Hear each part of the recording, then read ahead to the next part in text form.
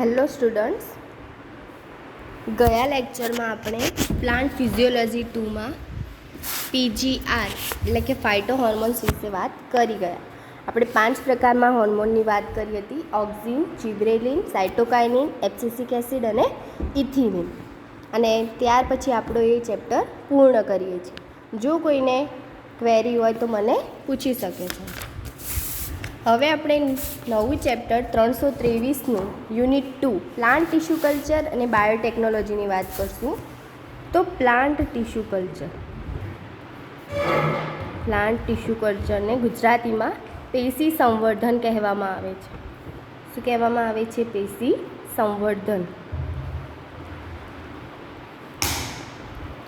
તો plant tissue કલ્ચરમાં એક જ પ્લાન્ટમાંથી એના એક્સપ્લાન્ટમાંથી બહુ બધા પ્લાન્ટ ઉગાડવાની પદ્ધતિને શું કહેવામાં આવે છે? Plant tissue culture. તો એમાં સૌ પ્રથમ મીડિયા બનાવવાનું હોય છે, એટલે કે માધ્યમ બનાવવાની રીત. તો તે મીડિયા કઈ રીતે બનાવવાનું હોય છે? તો ધારો કે આપણે 500 ml મીડિયા બનાવવું છે. 500 ml મીડિયા બનાવવા માટે આપણે 300 ml પહેલાં પાણી લેવાનું. એક મોટા ફ્લાસ્કમાં 500 mlનો જે ફ્લાસ્ક આવે એમાં આપણે પાણી લેવાનું, 300 ml વોટર. એ 300 ml વોટરમાં લીધા પછી આપણે એમાં વેટ કરી લેવાનું સુગરનું, પછી મેક્રો એલિમેન્ટ્સ, માઇક્રો એલિમેન્ટ્સ અને અગાર જેલ જે પાવડર ફોર્મમાં હશે. અગાર જેલ તમે જોશો તો વ્હાઇટ કલરનો પાવડર ફોર્મમાં હશે. તો આ બધાનું આપણે વેટ કર્યા બાદ શું કરવાનું? તો 300 ml આપણે જે ફ્લાસ્ક લીધો હોય, 300 ml પાણી, એ પાણીને આપણે સગડી ઉપર મૂકી દેવાનું. એટલે ગરમ થશે થોડુંક, ત્યારબાદ એના અંદર સુગર નાખવાની. સૌ પ્રથમ એમાં સુગર એડ કરવાની. સુગર ઓગળી જાય એટલે કે ખાંડ ઓગળી જાય ત્યારબાદ અગાર નાખવાની. અગાર જે જેલ ફોર્મમાં નહીં હોય પણ પાવડર ફોર્મમાં હશે. તો તમે અગાર નાખશો તો અગાર નાખ્યા પછી 3 ઉભરા આવવા દેવાના. 3 ઉભરા આવશે. 3 ઉભરા આવ્યા બાદ તમારે તેમાં મેક્રો એલિમેન્ટ્સ નાખવાના. નહીં તો જો તમે અગાર નાખીને તરત મેક્રો એલિમેન્ટ્સ નાખી દેશો તો અગારના નાના ગ્રુપ પડી જશે, તો અગાર ઓગળશે નહીં. અગાર બરાબર નહીં ઓગળે તો મીડિયા આપણો સારો બનશે નહીં. તો એના માટે અગારના 3 ઉભરા આવ્યા બાદ આપણે મેક્રો એલિમેન્ટ્સ નાખીશું. મેક્રો એલિમેન્ટ્સ નાખ્યા પછી એમાં આપણે માઇક્રો એલિમેન્ટ્સ નાખીશું. અને મેક્રો એલિમેન્ટ્સમાં કયા હશે? N, P, K, S એ બધા. અને માઇક્રોમાં બોરોન, ફ્લોરિન, ક્લોરિન એ બધા. એ માઇક્રો એલિમેન્ટ્સ કોઈવાર લિક્વિડ ફોર્મમાં પણ આપણને જોવા મળે. કોઈવાર લિક્વિડ ફોર્મમાં હશે તો આપણે 7 ml કે 8 ml એ રીતે નાખી દેવાનું. એ નાખ્યા બાદ આપણે વિટામિન્સ નાખવાના. વિટામિન્સ 1 કે 2 પિંચ નાખવાના. 1 થી 2 પિંચ જેટલું નાખવાનું હોય છે, એ બહુ નહીં નાખવાનું હતું. એ વિટામિન્સને બધું એડ કર્યા બાદ પાણીને ઉકાળવાનું. ઉકાળીને હવે એમાં આપણે 200 ml, આપણે 500 ml મીડિયા બનાવવાનો હતો. 300 ml તો આપણે પહેલાં પાણી એડ કરી દીધું હતું. 200 ml હવે એડ કરી દેવાનું પાણી એડ કર્યા બાદ હવે શું કરવાનું? એ આપણે તો તૈયાર થઈ ગયું સુગર, માઇક્રો એલિમેન્ટ્સ એ બધું. આ 500 ml આપણી જોડે આવી ગયું, આ મીડિયા, અગાર જેલ ને બધું. હવે આપણે સુગર ટ્યુબ લેવાની. આ રીતે 5 સુગર ટ્યુબ લીધી. આ 500 ml છે તો એમાં આપણે હોર્મોન નાખવાના રહેશે. હવે તો કયા હોર્મોન નાખું હું? તો 2,4-D નાખું ધારો કે. તો 2,4-D શેના માટે હશે? કેલસ માટે. કેલસનું ઉત્પાદન કરવા માટે 2,4-D નાખું. ધારો કે મેં કાઇનેટીન નાખ્યો તો એનાથી શું થશે? પ્રરોહ તંત્ર. એટલે એનાથી સ્ટેમ અને લીફનું પ્રોડક્શન થશે. તો કાઇનેટીન એ પ્રરોહ તંત્ર માટે એટલે ઉપરના માટે હશે. હવે ઓક્ઝિન એટલે કે 2,4-D હું થોડુંક ઓછું અને એના જોડે હું બીજો કોઈ હોર્મોન એડ કરું તો આપણને મૂળ નીચેના મૂળ મળી રહેશે. તો હવે આમાં આપણે શું કરવાના, ગમે તે હોર્મોન એડ કરવાનો. એ હોર્મોન એડ કર્યા બાદ આપણે એ લિક્વિડને આ સુગર ટ્યુબમાં ભરી દેવા. આ સુગર ટ્યુબમાં હવે આપણે ભરી દીધા લિક્વિડને. આટલા સુધીની પ્રક્રિયાને કહેવાય માધ્યમ બનાવવાની પદ્ધતિ, એટલે કે મીડિયા બનાવ્યો આપણે આ, અને એ મીડિયા આપણે સુગર ટ્યુબમાં ભરી દીધો. હવે શું કરવાનું, તો કોટન પ્લગ હોય, રૂના જે કોટન હોય એના આવી રીતે ગોળ ગોળ બનાવેલા હોય આંગળીથી, તો એ કોટન પ્લગને આપણે આ સુગર ટ્યુબ ઉપર ઢાંકી દેવાના, કે જેથી આપણે કોઈ બહારનું દ્રવ્ય અંદર ન જાય કે બેક્ટેરિયા કે કંઈ એડ ન થાય. હવે આ કર્યા બાદ આ સુગર ટ્યુબને કોટન પ્લગથી બાંધીને તેને કાગળ વડે રેપ કરી દેવાનું. કાગળથી તેને રેપ કર્યા બાદ ઓટોક્લેવ કરવાનું રહેશે. ઓટોક્લેવ કરવાથી હવે ઓટોક્લેવની પ્રક્રિયા ચાલુ કરી. હવે શેની પ્રક્રિયા કહેવાશે, સ્ટરીલાઇઝેશન. હવે સ્ટરીલાઇઝેશન માટે આપણે એને ઓટોક્લેવમાં મૂકવાનું, એ શુદ્ધ થઈ જશે. તો એને ચીપિયા, એના માટે જે ચીપિયા, પછી ફોર્સેપ, બ્લેડ, એ બધું જે વાપરશું આપણે, એ બધું એને રેપ કરીને ઓટોક્લેવમાં મૂકી દેવાનું.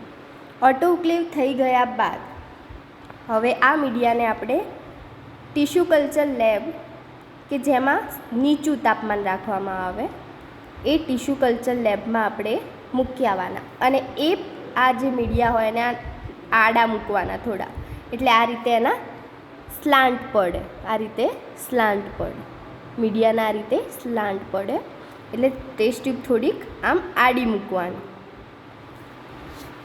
તો હવે આ રીતે મૂક્યા બાદ આપણે હવે કોઈ પણ પ્લાન્ટ લેવાનો કે જે ડિઝીઝ ફ્રી હોય, એટલે કે એની અંદર રોગ ના લાગુ પડતો હોય. રોગ લાગુ પડે એવા પ્લાન્ટને આપણે ચૂઝ કરીશું તો આપણા માટે એ હાનિકારક હશે. એટલે જે રોગ વિહીન હોય, જેના જે પર્ણ, પ્રકાંડ, મૂળ ઉપર રોગ ના લાગુ પડતો હોય એવા પ્લાન્ટને આપણે સિલેક્ટ કરવાનો. હવે એ પ્લાન્ટમાંથી આપણે એક્સ પ્લાન્ટ યુઝ કરવાનો. હવે કોઈ કહેશે એક્સ પ્લાન્ટ એટલે શું, તો એક્સ પ્લાન્ટ એટલે કોઈ પર્ણ, પ્રકાંડ કે મૂળનો નાનો ટુકડો, એને એક્સ પ્લાન્ટ કહેવામાં. તો એ ધારો કે આ મેં કોઈ પ્લાન્ટ છે, એ પ્લાન્ટને લીધો, તો હવે એ પ્લાન્ટને આપણે નળ બીકરમાં લઈને એને નળ નીચે મૂકી દેવાનો અને નળ ધીમો જ રાખવાનો. એ નળ નીચે મૂક્યા બાદ એ ધોવાઈ જશે અને એમાં ટીપોલ નાખવાનું. ટીપોલ એ ડિટર્જન્ટ જ છે, એક જાતનું ડિટર્જન્ટ છે. એટલે તમે ટીપોલ નાખશો એટલે ફીણ વળશે. તો એ ટીપોલ નાખ્યા પછી એ સારી રીતે પ્લાન્ટ ધોવાઈ જશે, એટલે એના ઉપર ડસ્ટ કે કોઈ જીવાણું કે ચોંટ્યું હશે તો એ સારી રીતે દૂર કરી શકાશે. તો એ કર્યા પછી એને આપણે ઇનોક્યુલેશન માટે નીચે લઈ જવાનું હોય છે, કે જે પ્લાન્ટ ટિશ્યુ કલ્ચર લેબ હોય છે ત્યાં ઇનોક્યુલેશન કરવાનું હોય છે. ઇનોક્યુલેશન, તો ઇનોક્યુલેશન માટે આપણે લેમિનાર એર ફ્લોનો ઉપયોગ કરીએ છીએ. લેમિનાર એર ફ્લો, તો એ આ રીતે લેમિનાર એર ફ્લો હોય એમાં આપણે બેસવાનું હોય અને એમાં યુવી લાઇટ્સ ચાલુ કરવાની હોય. સૌપ્રથમ યુવી લાઇટ્સ શું કરશે, તો યુવી લાઇટ્સના કારણે આપણે જંતુઓ કે બેક્ટેરિયા કે ફૂગ જે હશે એ મરી જશે. તો એના માટે આપણે લેમિનાર એર ફ્લોમાં ઇનોક્યુલેશન કરવામાં આવે છે. તો ઇનોક્યુલેશન માટે આપણે જે પ્લાન્ટ વોશ કર્યો હતો ટીપોલમાં એ લઈને આવવાનું રહે. ત્યારબાદ સિરીઝ બનાવવામાં આવે, તો અલગ અલગ બીકરમાં HgCl2, પછી ડિસ્ટિલ વોટર, પછી ટીપોલ, પછી ડિસ્ટિલ વોટર 3 વાર ડિસ્ટિલ વોટરથી વોશ કરવાનું છે. તો એ રીતે સિરીઝ તૈયાર કર્યા બાદ તેને એ પ્લાન્ટને, હવે આપણે આ પ્લાન્ટ લાવ્યા તો એનો સ્ટેમ છે, એનો સ્ટેમ છે મોટો, તેના પહેલાં કટ કરવાના રહેશે સીસર્સથી, એટલે કે એ બ્લેડવાળું સીસર્સ હોય ત્યાં લેમિનાર ફ્લોમાં, તો એ એનાથી નાના નાના ટુકડા કરવાના રહેશે. પેટ્રી ડિશ લઈને એમાં આલ્કોહોલની મદદથી નાના નાના ટુકડા કરી દેવાના. પછી એ ટુકડાને પહેલાં HgCl2માં નાખવાનું, 2 મિનિટ રાખ્યા બાદ તેને ડિસ્ટિલ વોટરમાં નાખવાનું. એ રીતે આખી સિરીઝમાં પસાર કરવાનું હોય છે. પછી તેને લાસ્ટમાં આલ્કોહોલમાં ડીપ કરવાનું હોય છે ફ્યુ સેકન્ડ્સ માટે, થોડી સેકન્ડ માટે, અને પછી તેને કોરા પેટ્રી ડીશમાં લઈને, એ સ્ટેમના ટુકડાને પેટ્રી ડીશમાં લઈને હવે આપણે જે સુગર ટ્યુબના સ્લાન્ટ બનાવ્યા હતા એ સ્લાન્ટ ઉપર એ ટુકડાને અહીંયા મૂકવાનું હોય છે, અને તરત જ પછી કોટન પ્લગ ભરાઈ દેવાનું. કોટન પ્લગ આમ ખોલીને તરત મૂકીને તરત કોટન પ્લગ લગાવી દેવાનું હોય છે. ત્યારબાદ તેને આપણે 60 અવર માટે લાઇટ અને 8 અવર માટે ડાર્કમાં રાખવામાં આવે છે. એટલે કે 16 કલાક માટે એને લાઇટ આપવામાં આવે અને 8 કલાક માટે એને અંધકારમાં રાખવામાં આવે. એવું પ્લાન્ટ ટિશ્યુ કલ્ચરમાં તૈયાર કરેલું હોય છે, તો તેમાં આપણે મૂકી દેવાનું. આ રીતે એમાં તૈયાર હોય તો એમાં આપણે આપણું સ્ટેન્ડ લઈને એમાં સુગર ટ્યુબો મૂકી દેવાની. એ સુગર ટ્યુબો તમે મૂકી હશે અલગ અલગ હોર્મોન સાથે. તો 2,4-D વાળા હોર્મોન્સમાં તમે 2 વીક પછી જોશો, 2 અઠવાડિયા પછી, તો તમને કેલસ જોવા મળશે. પછી કાઇનેટિન નાખ્યું હશે, સાઇટોકાઇનેટિન, તો તમે એ 2 વીક પછી જોશો તો 1-2 પર્ણો આવ્યા હશે. પછી NA, નેપ્થેલિન એસિટિક એસિડ, એ નાખીને જોશો તો એમાં તમને શું દેખાશે? પર્ણો દેખાશે. NAA અને IAA એટલે કે નેપ્થેલિન એસિટિક એસિડ અને ઇન્ડોલ એસિટિક એસિડ, એ બંનેનું ભેગું કરીને આપણે લઈશું તો એમાં આપણને મૂળ જોવા મળતા હોય છે. આ ઓક્સિનના જ જે પ્રકાર છે, IAA અને IBA, જે કુદરતી રીતે મળે છે. બરાબર? તો આ જે પ્રક્રિયા થઈ એને શું કહેવાય? Plant tissue culture.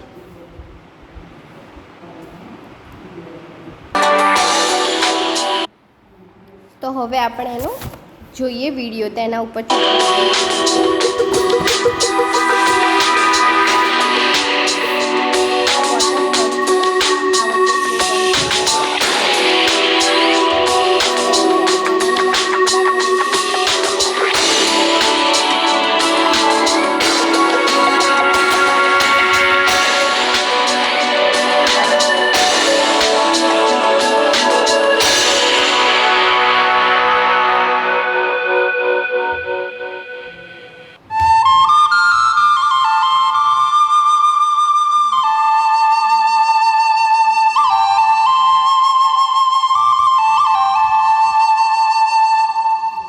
India is a mega diverse country with thousands of rare endemic plants and animal species.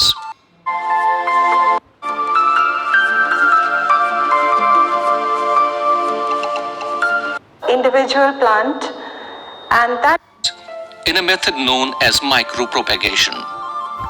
The various steps of plant tissue culture are preparation of instruments and nutrient culture medium, sterilization of culture medium, preparation of explant, inoculation of explant, incubation for growth.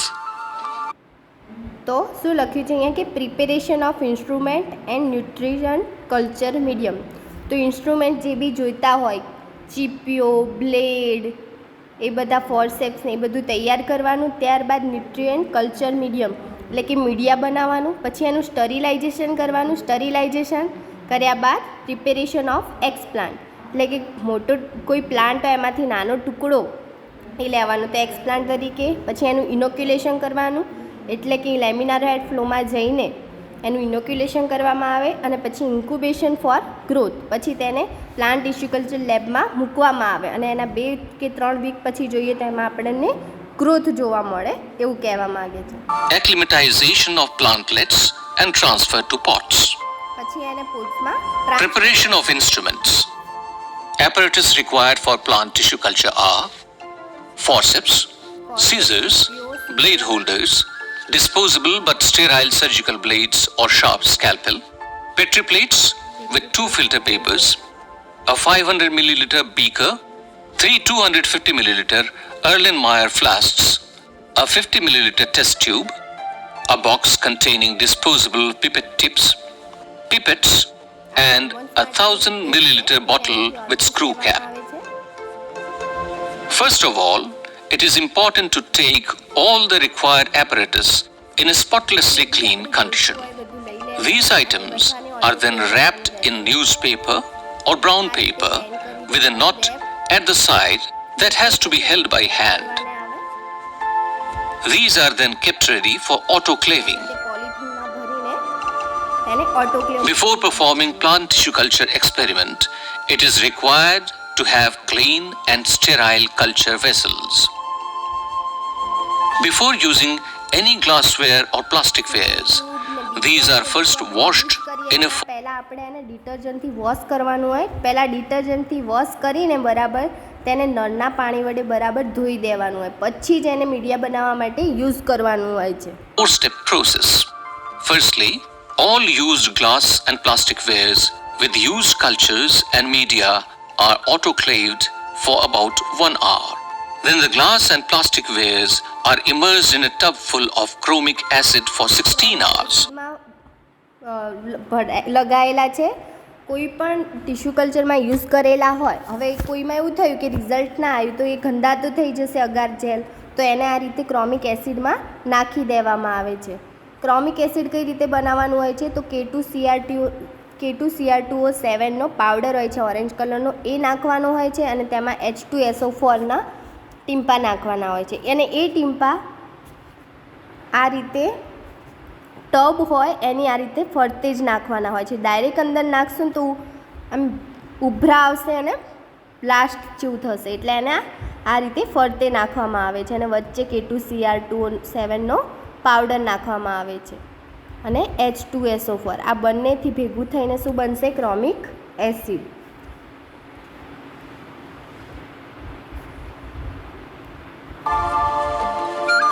After this, the glass and plasticwares are first rinsed with water to remove the chromic acid and then immersed in a tub full of detergent water and cleaned using hard nylon brushes. હાથ બળે છે કેમ કે ક્રોમિક એસિડના કારણે આપણા હાથ બળતા હોય છે. The glass and plasticwares are then immersed in another tub full of clean water and then the detergent is rinsed off. Finally, the glass and plasticwares are washed under running tap water kept in clean trays and put in an oven maintained at 60 to 80 degrees Celsius for drying. The dried glasswares are now ready for use. The next important process is preparation of a media which is to be used in the process of micropropagation. A medium for plant tissue culture will comprise of a group of macroelements, a group of microelements, vitamins, amino acids, and most importantly sucrose, which serves as a source of carbon and which is the carbohydrate for the plant. The amounts of salts to be taken have to be precisely weighed as per the reported formulations, and these have to be dissolved in deionized water. Care has to be taken to avoid precipitation of salts, as it prevents the availability of salts to the plants. Thus, salts with higher solubility are first dissolved. Adjustment of the pH of the medium. Generally, plants can take up nutrients at a pH ranging from 5.6 to 5.8.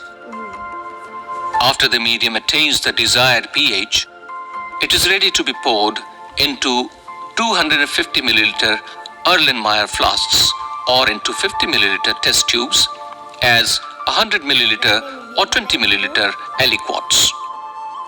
Semi-solid medium has to be prepared. The method followed is to weigh 0.75 to 0.8 grams of agar-agar. Agar gel This amount has to be optimized to provide optimum moisture to the cultures.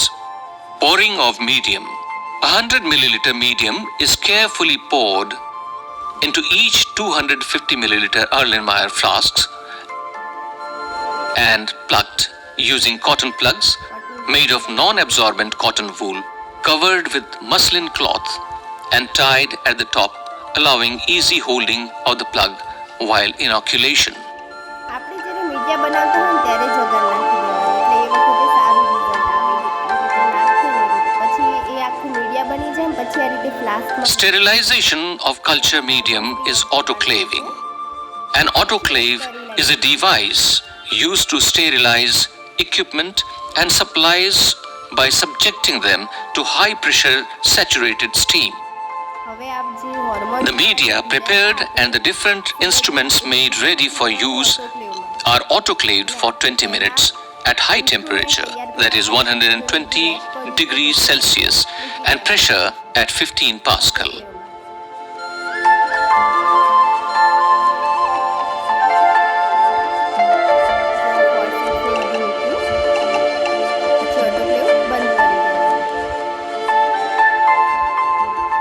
These parameters are just right to sterilize the instruments and the media without degrading its composites such as sucrose, etc.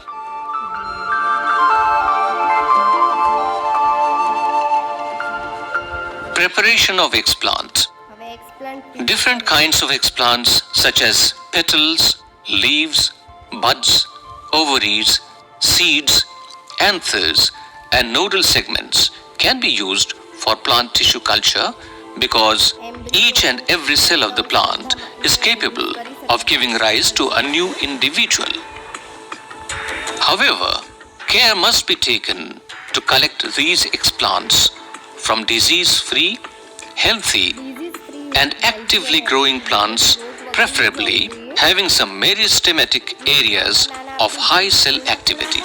ઉપર ઉગતા હોય એવા લેવા. Immediately after collection, the explants are placed in clean water to avoid the entrance of air bubbles, microbes, and contaminants from the cut or exposed parts, and to avoid browning due to phenolic oxidation. ટીપોલ એ બધા એક જાતના detergent. These explants are then brought into a laboratory for surface sterilization.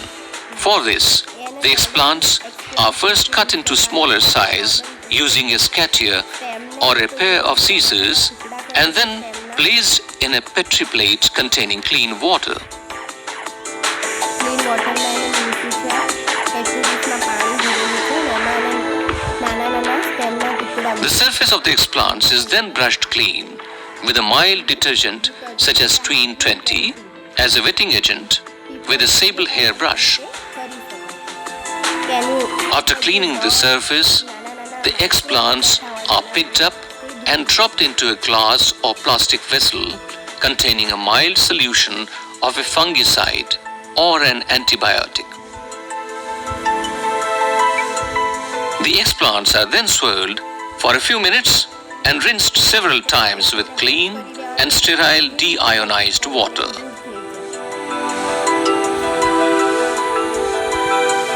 Finally, the explants are immersed in sterile deionized water and taken into inoculation chamber. Now, our explant is ready for next process of inoculation. Prior to entering the inoculation chamber, plant tissue culture લેબમાં આપણે આ રીતે જતા હોઈએ તો સૌ પ્રથમ આપણે ચપ્પલ બહાર ઉતારવાના હોય છે, કેમ કે આપણા ચપ્પલમાં માઇક્રોબ્સ ને બધું રહેલું હોય છે, તો એ રીતે આપણે જવાય નહીં. આપણે હાથમાં મોજા, પગમાં મોજા બધું જ પહેરીને જવું પડે છે. એમ આપણે જીવજંત માઇક્રોબ્સ લઈને જઈએ તો આપણું રિઝલ્ટ તો આવવાનું જ નથી. થોડી પ્લાન્ટ ઉગશે. એના માટે through the double door, it is important to wear a clean cotton lab coat and take an air shower. અને આ રીતે યુવી ચાલુ કરી દેવાની. Inoculation means transferring plant specimen into laminar air ફ્લોમાં યુવી લાઇટ ચાલુ કરવાની હોય છે, એટલે કે કોઈ લેમિનાર એર ફ્લો લાસ્ટમાં કોઈએ યુઝ કર્યો હોય અને એને બરાબર સાફ ના કર્યો હોય તો યુવી લાઇટ ચાલુ કરી દઈશું આપણે, તો એના લીધે જે બી નાના નાના જીવજંતુઓ કે બેક્ટેરિયા હશે એ બધા મરી જશે. media under aseptic conditions. Preparation of laminar hood. The laminar hood is a special equipment for inoculation. Shut the shutter of the laminar hood.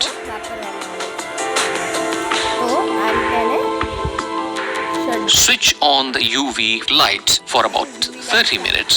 While the UV light can kill all the microbes, it is highly dangerous for human eyes and skin.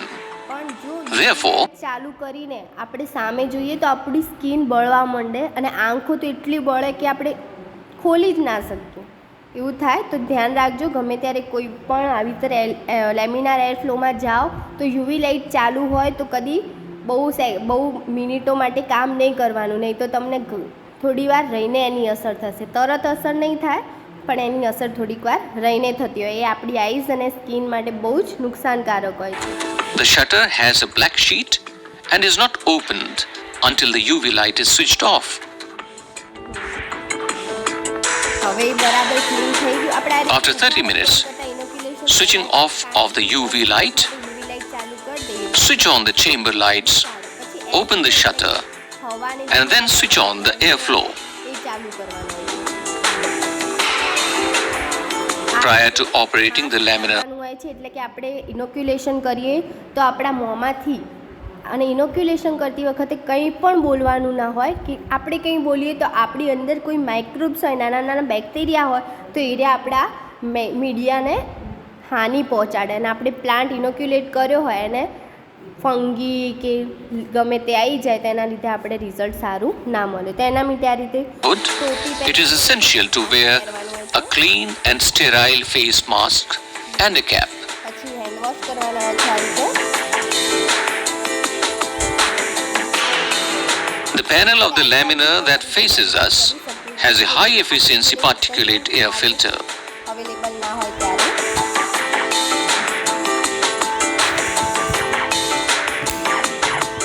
The explants are washed with 70% ethanol for a few seconds and then treated with a mild mercury chloride solution for a few minutes. હવે explant લઈને આવ્યા હતા એ તમે કર્યું ઇથેનોલમાં wash કર્યું. A general thumb rule is to use a mild solution for a longer duration rather than a strong solution for a shorter duration.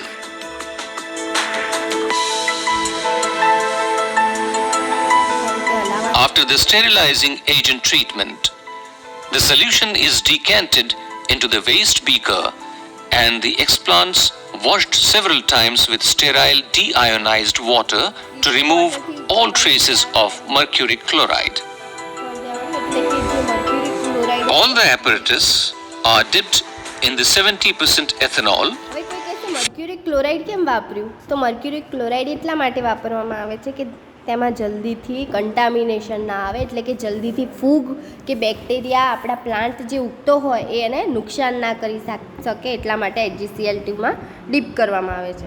એ કર્યા બાદ Flamed using the lighted spirit lamp and allowed to cool. આ રીતે બંદર ચાલુ રાખવામાં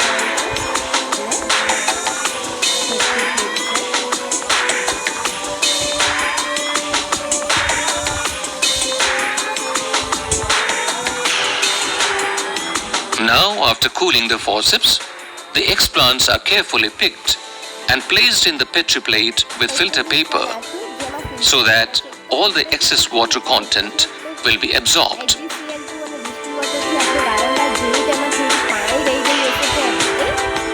Surface of the explants, which were exposed to mercury chloride, મીડિયામાં આપણે નાખશું તો એના લીધે જલ્દીથી કન્ટામિનેશન ના આવે એટલા માટે પેટ્રી ડીશમાં આ ફિલ્ટર પેપર યુઝ કરવામાં આવે છે. are removed with the help of surgical blade.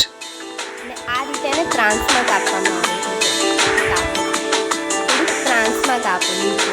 Each nodal segment is જે નીચે ત્રાંસમાં કાપેલું હોય ને એ અગાર જેલમાં આમ નાખવામાં આવે.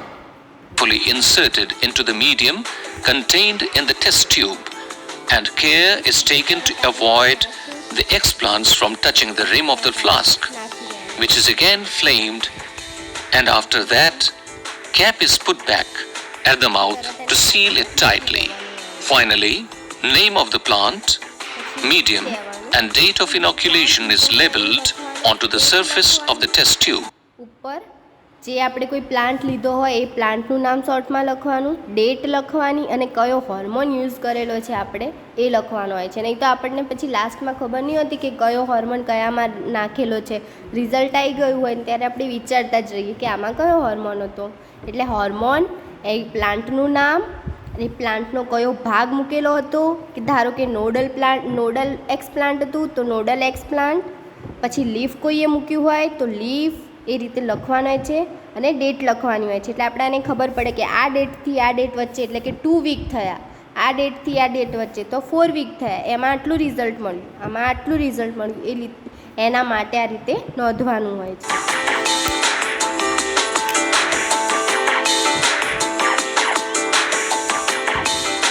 The cultures are now ready to be incubated in the culture lab at optimum conditions of 16 hours light alternating with 8 hours darkness, 25 to 27 degrees Celsius temperature, 40% relative humidity, and it is monitored timely. After a few days, which may range from 5 to 15 days, all cultures with either bacterial or fungal contaminants are removed and the corresponding cultures are allowed to grow further. Remove કરી દેવાનું. નહીં તો એના લીધે આપણે fungal contamination આવી ગયું હોય ને તોય આપણે ત્યાં રાખીએ તો શું થાય કે જે બાજુવાળો આપણો સુગર ટ્યુબ હોય ત્યાં સારો ગ્રોથ થતો હોય તો એક ફંગલ કન્ટામિનેશન આપણા બાજુવાળા પ્લાન્ટને ઇફેક્ટ કરે. After a period of time, one ends up with a large number of shoots in a single flask. થયા છે પ્રરોતંત્ર જેમાં સાયટોકાઇનિન હશે. નાના નાના કણો આ રીતે એક Once the shoots have grown to a certain appreciable height of about 3 to 4 centimeters, they are rooted.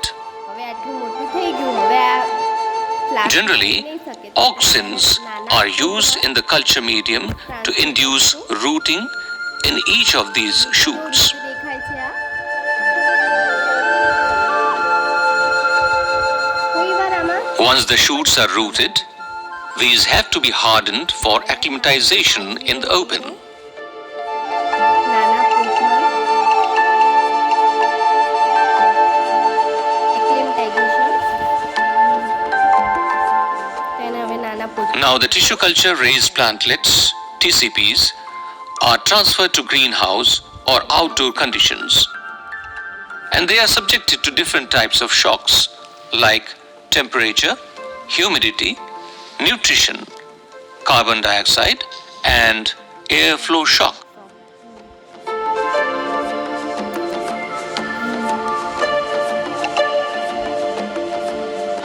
The greenhouse and fields have substantially lower relative humidity, higher light intensity, and septic environment, and are therefore stressful to the TCPs because they have been drawn out of their comfort zone of in vitro conditions.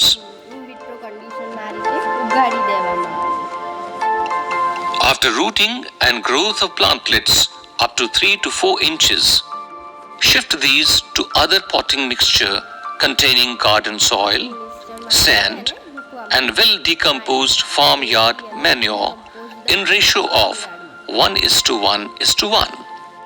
1:1. Other medium like soil rite, vermiculite, perlite, and cocoa peat can also be used for preparation of potting mixture. સારી રીતે grow કરાવે. After 45 to 60 days, these acclimatized plantlets can be shifted to the outdoor conditions. પછી આ રીતે એના These plants are now છોડવાઓ તૈયાર કરવામાં આવે. પ્લાન્ટ ટિશ્યુ કલ્ચરની મદદથી આ રીતે છોડવાઓ તૈયાર કરી શકાય. આ તમે જોયું, એક નાનો ખાલી સ્ટેમનો ટુકડો લીધો તો એમાંથી આટલો મોટો પ્લાન્ટ તૈયાર કર્યો. તો તમે વિચારો, આવા આપણે ખાલી 5 કે 10 પ્લાન્ટના ટુકડા લઈએ તો કેટલા બધા પ્લાન્ટ ઉગાડી શકાય. તો પ્લાન્ટ ટિશ્યુ કલ્ચર બહુ જ અગત્યનું Ready for the harsh conditions effectively with very low mortality.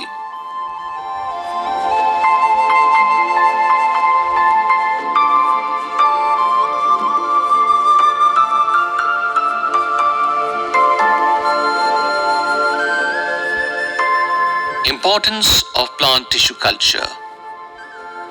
The process of propagation facilitates the production of a large number of disease-free quality plantlets.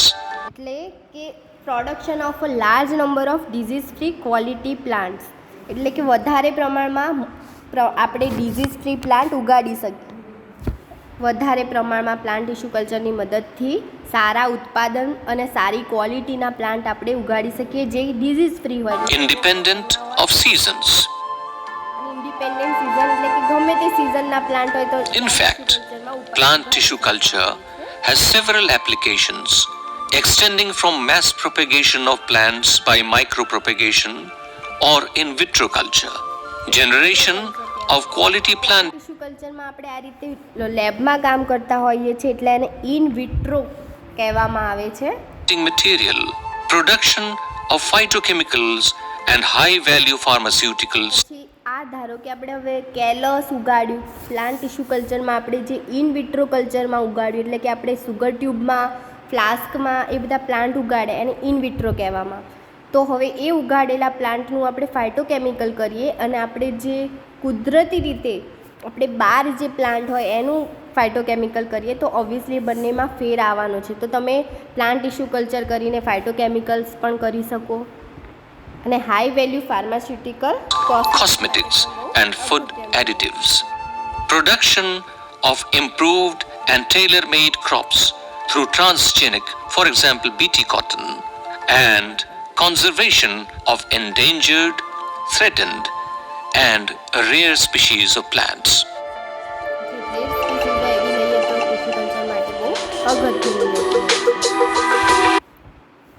તો આજે આપણે ટિશ્યુ કલ્ચરની વાત કરી. તો ટિશ્યુ કલ્ચર શું છે? આવતા લેક્ચરમાં આપણે જોઈશું કે ન્યુટ્રિશન મીડિયમ કે મીડિયા કઈ રીતે બનાવવું. પછી આપણે સ્ટરીલાઇઝેશનની ટેકનિકો છે. સ્ટરીલાઇઝેશન માટે 3 ટેકનિકો યુઝ કરવામાં આવે છે: સ્ટીમ સ્ટરીલાઇઝેશન, ડ્રાય સ્ટરીલાઇઝેશન અને કેમિકલ સ્ટરીલાઇઝેશન. એ 3 સ્ટરીલાઇઝેશનનો વિગતવાર અભ્યાસ કરીશું. ત્યારબાદ આપણે પ્લાન્ટ ટિશ્યુ કલ્ચરમાં કલ્ચરો જોઈશું કે એમ્બ્રિયો કલ્ચર કઈ રીતે બનાવાય, એમ્બ્રિયો માટેનું કલ્ચર કઈ રીતે બનાવાય, કેલસ માટેનું કલ્ચર કઈ રીતે બનાવાય અને મેરિસ્ટેમ માટેનું કલ્ચર કઈ રીતે બનાવાય. એટલે કે મેરિસ્ટેમ એટલે વર્ધનશીલ માટેનું કલ્ચર કઈ રીતે બનાવાય તો એ બધું આપણે જોઈશું. તો પ્લાન્ટ ટિશ્યુ કલ્ચરમાં આપણે આજે આ જોયું જે ખાલી તમને સમજણ માટે છે કે પ્લાન્ટ ટિશ્યુ કલ્ચર શું છે અને એનો યુઝ કઈ રીતે થાય છે એટલા માટે.